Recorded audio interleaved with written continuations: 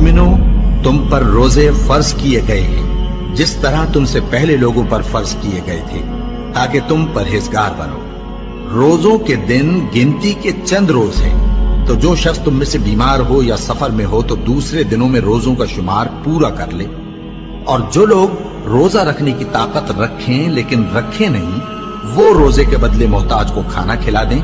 और जो कोई अपनी मर्जी से ज्यादा नेकी करे तो उसके हक में ज्यादा अच्छा है। और अगर समझो तो रोजा रखना ही तुम्हारे हक में बेहतर है। रोजों का महीना रमजान का महीना है, जिसमें कुरान अव्वल नाजिल हुआ, जो लोगों का रहनुमा है और जिसमें हिदायत की खुली निशानियां हैं और जो हक व बातिल को अलग अलग करने वाला है। तो जो कोई तुम में से इस महीने में मौजूद हो, चाहिए कि पूरे महीने के रोजे रखे, और जो बीमार हो या सफर में हो तो दूसरे दिनों में रोजे रखकर उनका शुमार पूरा कर ले। अल्लाह तुम्हारे हक में आसानी चाहता है और सख्ती नहीं चाहता।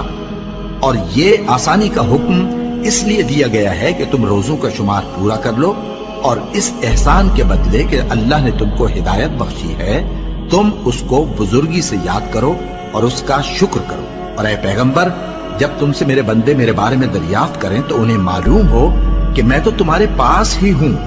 जब कोई पुकारने वाला मुझे पुकारता है तो मैं उसकी दुआ कबूल करता हूं। तो उनको चाहिए कि मेरे हुक्मों को माने और मुझ पर ईमान रखें, ताकि नेक रास्ता पाएं।